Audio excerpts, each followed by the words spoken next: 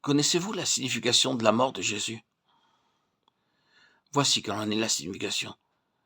Ça signifie que Jésus dit à son Père, en fait, voici ma vie, si précieuse pour moi, ma vie qui a été sans péché.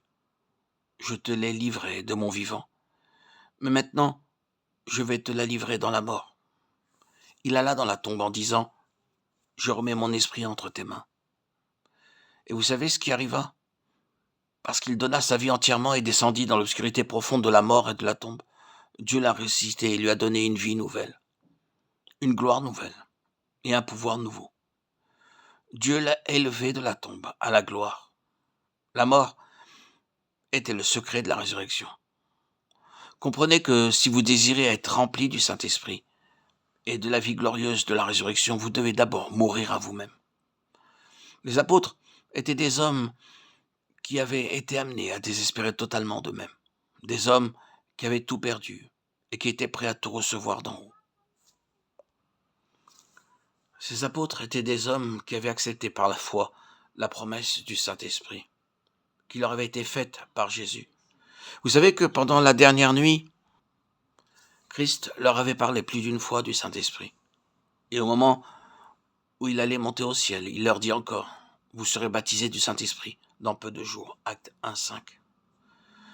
Si vous aviez demandé à ses disciples, qu'est-ce que cela signifie? Je suis sûr qu'ils n'auraient pas pu vous le dire. Ils ne comprenaient peut-être pas aussi bien que nous. Ils ne concevaient pas ce qui allait arriver.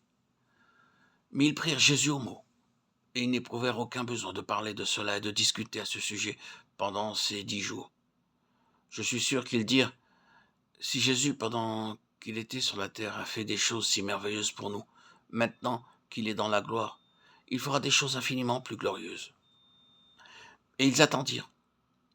Vous devez maintenant accepter cette promesse par la foi et dire, la promesse de la plénitude du Saint-Esprit est pour moi. Je l'accepte de la main de Jésus. Vous pouvez ne pas la comprendre, vous pouvez ne pas éprouver ce que vous aimeriez éprouver. Vous pouvez vous sentir faible et pécheur et éloigné de Jésus. Mais vous devez venir à lui et dire, et vous avez le droit de le dire, cette promesse est pour moi. Êtes-vous prêt à le faire? Êtes-vous prêt à saisir par la foi cette promesse et l'amour de Jésus? Je suis sûr qu'il y a de nombreux croyants qui luttent pour trouver ce qui leur manque, qui se sont donnés à Jésus entièrement et de tout leur cœur, qui l'aiment vraiment, qui ont cherché à s'humilier dans la poussière. Mais ce qui leur manque, c'est qu'ils n'ont pas appris à dire simplement « Il l'a promis et il le fera ».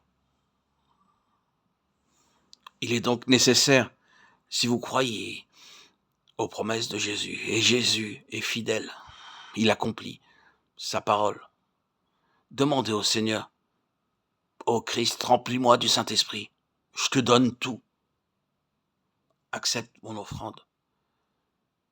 Ainsi, vous aurez la joie de connaître et de vivre en présence de l'Esprit de vérité.